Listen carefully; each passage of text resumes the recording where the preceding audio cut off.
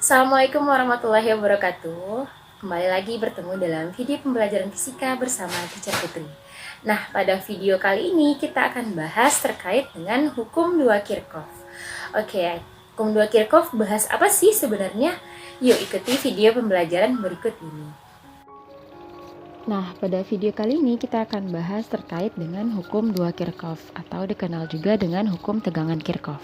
Nah, kalau hukum 1 kemarin kita bahas terkait dengan kuat arus. Oke, sebenarnya konsep dari hukum 2 Kirchhoff atau hukum tegangan Kirchhoff ini didasarkan pada hukum kekekalan energi. Hukum kekekalan energi. Nah, menurut hukum 2 Kirchhoff, maka jumlah aljabar dari GGL dan penurunan tegangan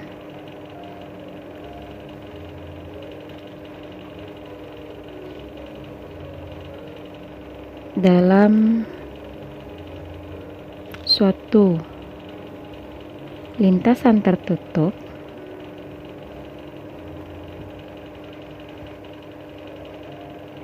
atau yang kita kenal dengan istilah loop adalah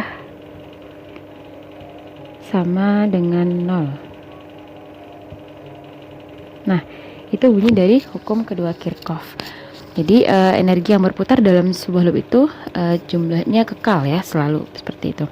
Nah, atau secara matematisnya kita biasa menuliskan seperti ini. Jumlah GGL atau sigma GGL ditambah sigma penurunan tegangannya sama dengan 0. Oke, untuk di sini Anda sebenarnya harus paham dulu apa itu konsep dari GGL dan apa itu konsep dari tegangan jepit. Nah, GGL itu sendiri sebenarnya besar ukuran suatu sumber tegangan ketika dia tidak mengalirkan arus, artinya ketika dalam keadaan bebas. Sedangkan tegangan jepit adalah besarnya tegangan ketika terhubung dalam sebuah rangkaian. Itu konsep dari GGL dan tegangan jepit. Nah, sebenarnya hambatan dalam sumber tegangan itu juga terdapat hambatan, namanya adalah hambatan dalam. Jadi kalau untuk idealnya sebuah sumber tegangan itu dia tidak memiliki hambatan dalam atau hambatan dalam sama dengan 0. Tapi kenyataannya dalam kehidupan sehari-hari tidak ada satu sumber tegangan pun yang tidak memiliki hambatan dalam seperti itu. Nah, adapun loop di sana, loop itu maksudnya adalah rangkaian tertutup. Berarti di sini satu loop itu berarti tidak ada yang terputus arusnya di sana. Nah, ini nanti kita akan mengenal ada arah loop dan arah arus di sana. Ini kita misalkan saja arah loopnya seperti itu, searah dengan putaran jarum jam, dan arah arusnya kita bikinkan berlawanan dengan arah loopnya. Nah, nanti konsep di sini ada aturan dari arah GGL yang ditemui atau kutub GGL-nya dan arah dari kuat arusnya. Nanti ketika kuat arusnya searah, kita dengan loop kita ambil positif. Ketika kuat arusnya berlawanan arah dengan arah loopnya, kita ambilnya nanti adalah negatif. Nah, agar lebih paham, mari kita lanjutkan penjelasan ini dengan membahas contoh soalnya. Nah, yang sekarang kita masuk pada contoh soal agar Anda lebih paham terkait dengan hukum 2 Kirchhoff ini. Oke, pada layar Anda sudah bisa perhatikan ada sebuah rangkaian sederhana. Itu rangkaian untuk satu loop ya. Kita bahasnya dulu. Yang terdiri dari 3 buah sumber tegangan atau GGL. Ada GGL 1, 2, dan 3. Di mana GGL 1 dan 3 nilainya sama 3 volt. GGL 2 itu nilainya adalah 12 volt. Lalu ada masing-masing hambatan R1, 2, dan 3. Itu ada 4, 2, dan 3. Serta ada hambatan dalam masing-masing nilainya adalah R1 dan R3 sama 0,25 dan R2 sama dengan 0,5 ohm. Nah, pertanyaannya di sini adalah berapakah kuat arus yang melewati rangkaian? Dan yang kedua, berapa nilai tegangan pada titik AB atau VAB dan berapa nilai tegangan pada titik BC atau VBC. Nah, di sini cara untuk menyelesaikan sebuah rangkaian tertutup untuk satu loop adalah kita bebas untuk menentukan arah loop dan arah arusnya di sana.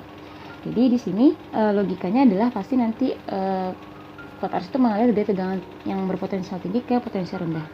Di sini E1 dan E3-nya sama-sama 3 volt. Dan nanti akan dengan kutub yang berbeda ya di sana mulainya. Lalu E2 nya adalah 12 volt, berarti kira-kira nanti arah arusnya akan keluar dari titik E2 seperti itu kira-kira. Jadi misalkan arah ini seperti ini yang melewati rangkaian. Nah, seperti itu ya kira-kira. Lalu teacher merancang lagi arah loopnya, teacher bikinkan searah dengan arah arusnya. Maka nanti bebas saja sebenarnya Anda boleh merancang searah dengan arah loop atau tidak, terserah. Tapi nanti konsekuensinya adalah ketika kuat arus nanti pada persamaan Coulomb Kirchhoff-nya, ketika kuat arusnya berlawanan dengan arah loop, berarti kita nanti akan negatifkan pada persamaannya. Oke, jika sudah, berarti kita sudah bisa untuk membuatkan mencari berapa apa yang ditanya dari soalnya situ ya. Oke, berarti untuk poin A,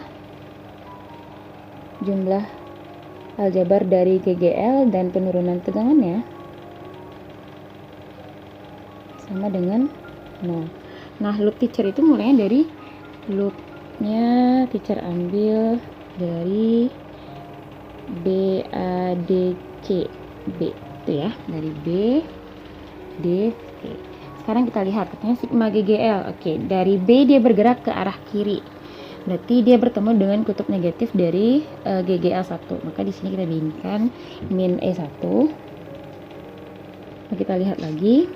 Kita terus jalan dari A ke D, ketemu kutub positif dari GGL3. Berarti ditambah GGL3.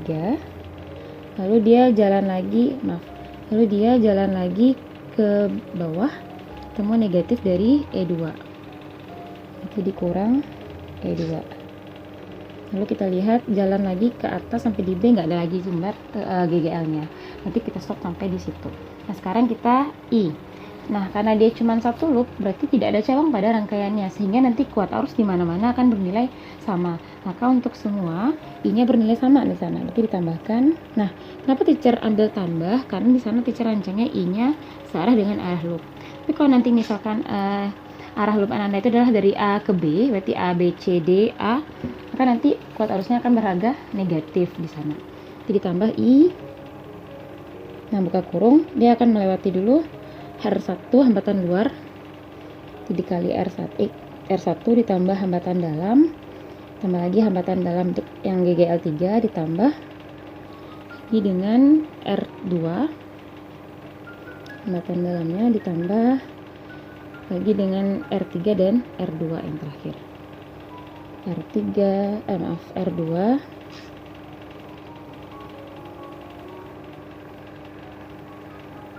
R3 dan R2 ya. R3 tambah R2. Tidak ada lagi, berarti sama dengan 0 di situ. Nah, sama-sama paham ya? Oke, kalau sudah berarti kita tinggal ganti nilainya. Tadi E1 dan E3 nya sama, berarti ini min 3 volt ditambah 3 volt dikurang 12 volt ditambah I buka kurung R1 itu adalah 4. Ini 4 ditambah hambatan dalamnya 0,25 ditambah 0,25 ditambah 0,5 ya, R2 nya oke. Lalu R3 dan R2 nya adalah 3 tambah 2 ditambah 3 tambah 2, ini satunya ohm sama dengan 0. Oke, berarti ada yang saling meniadakan ya di sini. Ini habis. Yang jadinya adalah min 12 volt ditambah ini berarti I dikali 0,25 tambah 0,25 0,5 tambah 0,5 yang 1. Berarti 10 ya. 10 sama dengan 0. Jadi tinggal pindah ruas, berarti 10I sama dengan 12. Maka I-nya adalah 12 per 10 ampere atau 1,2 ampere. Nah, ternyata teacher dapatkan hasil I-nya positif. Berarti arah arus yang teacher perkirakan di awal tadi ternyata betul. Tapi kalau misalnya Anda mendapatkan hasil negatif, maka itu nggak salah sebenarnya. Cuman artinya adalah kuat arus di sana pemisahannya salah arahnya seperti itu. Itu aja dia di situ. Nah, yang sekarang kita jawab untuk tegangan pada titik AB. Oke, pada titik AB berarti jalannya dari A ke B ya di situ. Maka sigma VAB-nya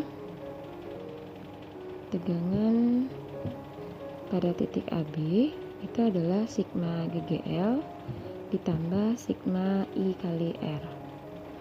Nah, oke. Berarti aturan GGL-nya tadi sama. Berarti dia ketemu kutub positif duluan, berarti adalah E1. Nah, tidak ada lagi.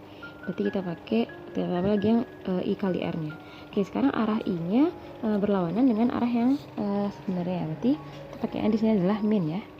Dikurang dengan I kali hambatan dalam tambah hambatan luar yang tadi. Oke, berarti jadinya adalah 3 volt dikurang 12 per 10 dikali R1 nya adalah 0,25, kita jadikan seperempat saja, 1 per 4 ditambah 4, ini ampere, ini adalah ohm. Oke, berarti jadinya VAB sama dengan 3 volt dikurang 12 per 10 dikali, berarti ini 16 per 4 ya, 16 per 4 tambah 1 per 4 berarti 17 per 4. Nah, oke, berarti ini bisa pakai konsep sederhana, sama-sama dibagi 4, ini habis, mendapatnya adalah 3.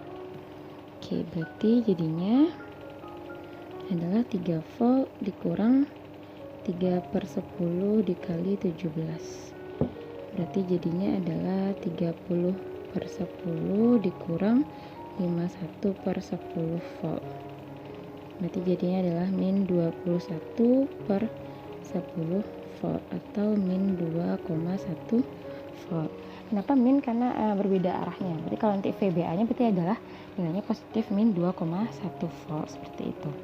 Oke, yang sekarang ditanyakan adalah VBC. Sama berarti ya, tegangan pada BC